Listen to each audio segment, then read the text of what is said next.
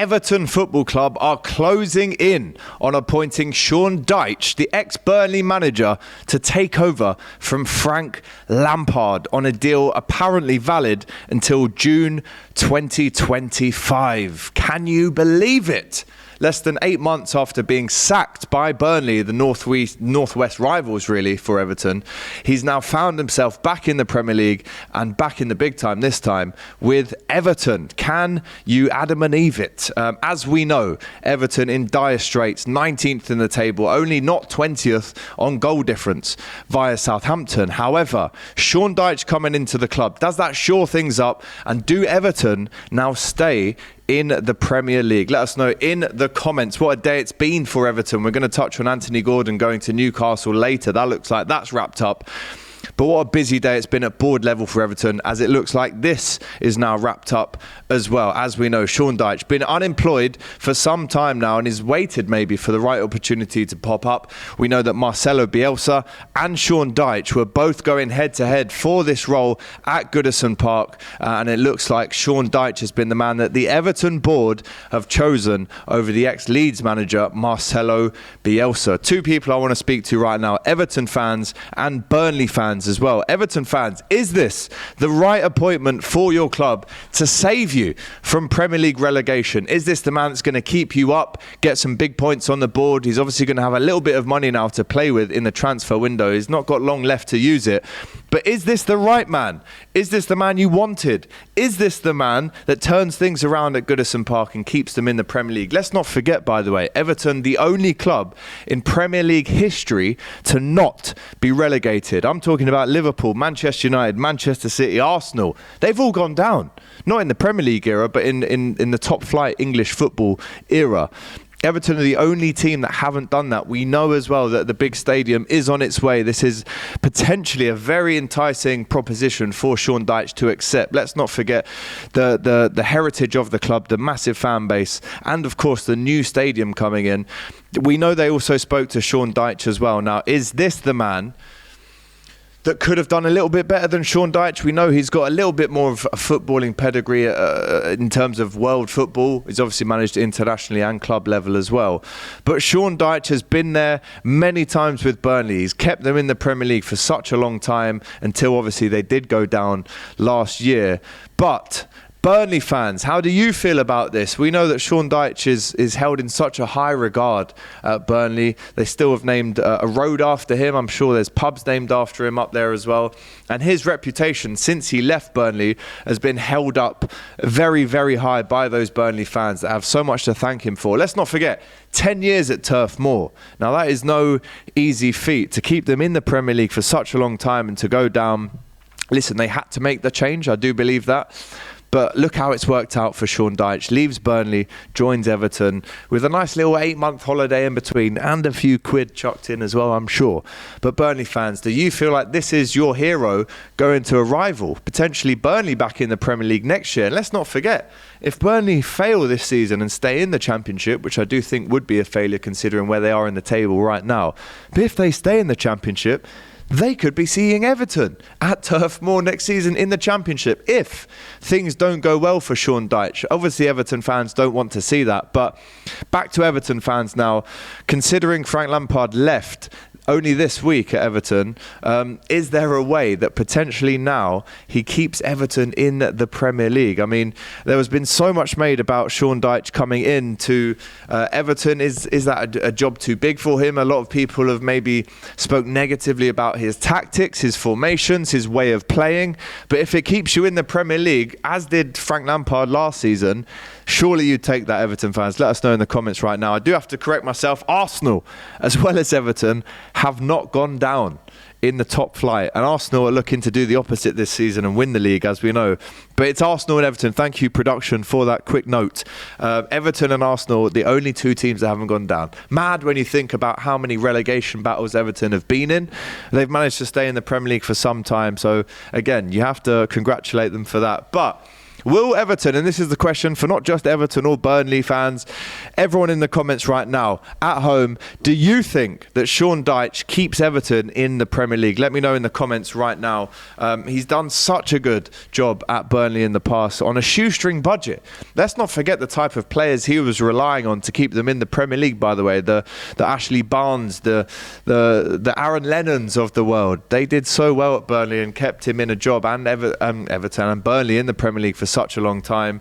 It's almost quite poetic, really, to see that Vincent Kompany is doing such a good job with Burnley and he's looking to get them back into the Premier League on the first occasion. But what would that be like? An Everton versus Burnley game next year, if they're both still in the job, where Sean Dyche goes back to Burnley. You can imagine the reception that he's going to get. But the massive news today at Finch Farm, and Everton have had a very busy day at board level, as I mentioned. But the massive news is this: Sean Dyche goes from unemployed to the manager of Everton. Can you believe it? I certainly can't, considering the names that were being mentioned for the job. We heard Wayne Rooney mentioned, not going to work, another legend with little managerial experience, who I don't think could keep them in the Premier League.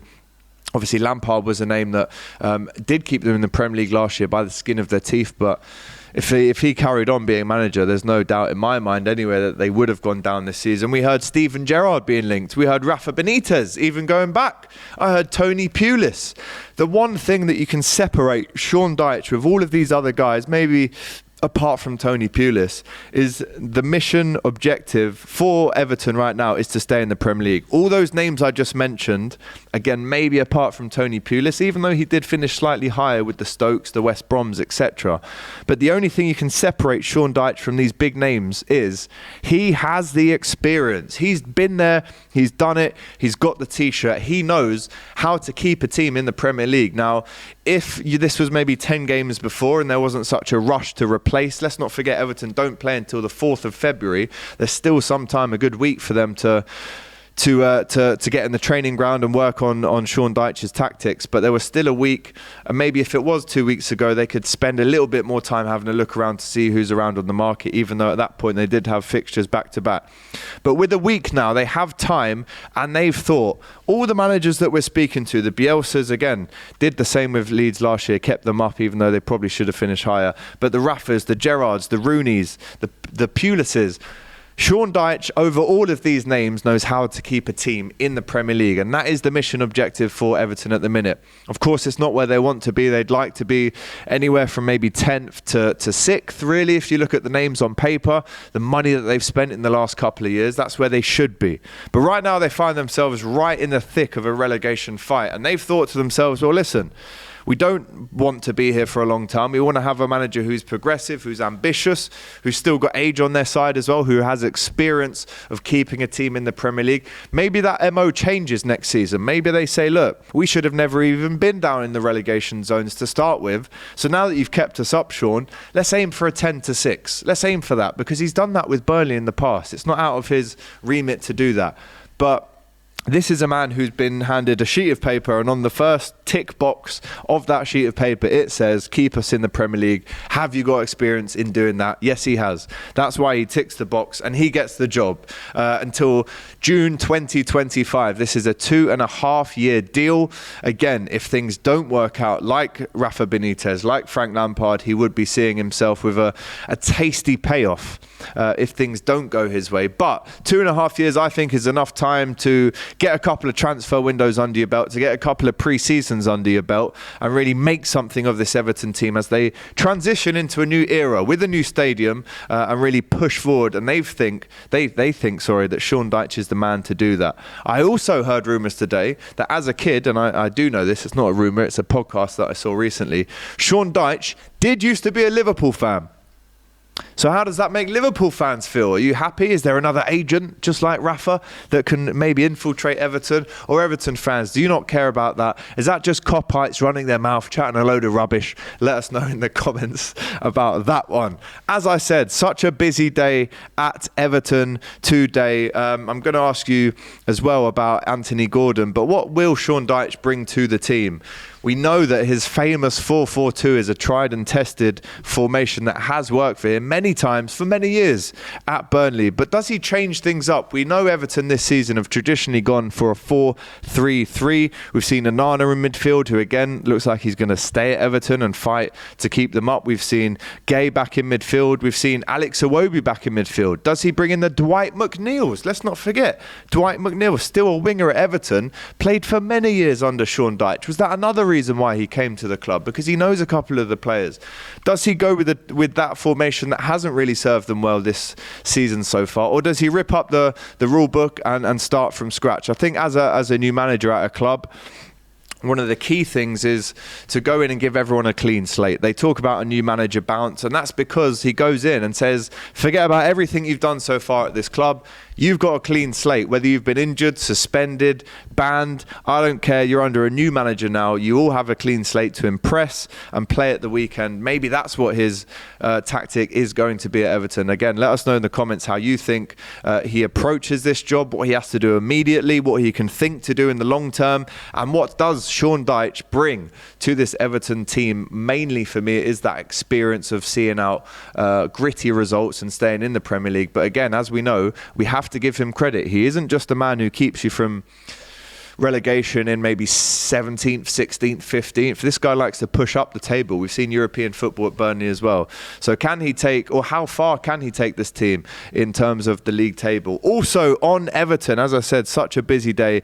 We're also hearing today that there has been a deal agreed for Anthony Gordon, the boyhood Everton fan player, has now forced through this move. If we're really being honest, he hasn't turned up to training in the last 3 days to Finch Farm. So whether you want to question his attitude as an Everton fan, I think you've got every right to.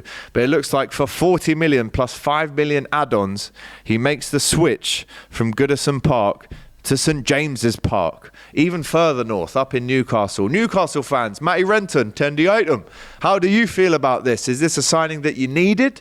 Is it a signing that brings you excitement? Is it the right price?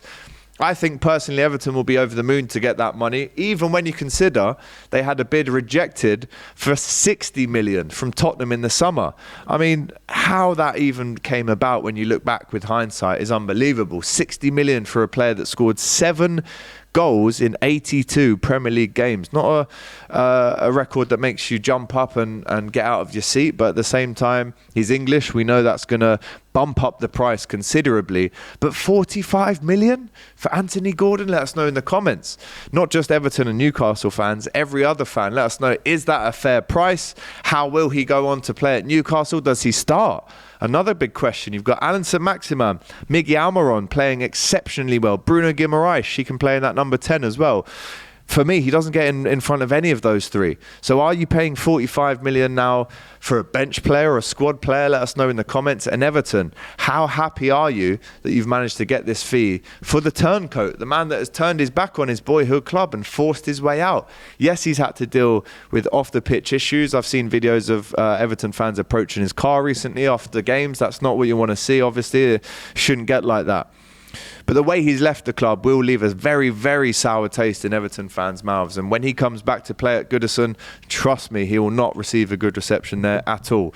But again, does he start for Newcastle? Is he the man to push them onto a Champions League qualification? Let us know. Right, as I said, very busy day at Everton. Let all your comments flow in the comment section right now. Happy with Dyche? Happy that you didn't get Bielsa? Happy with the fee for Anthony? Newcastle fans, are you happy as well? There's your Everton transfer update and news update from myself, AGT, on DR Sports. Thank you, and we'll see you next time. Take care.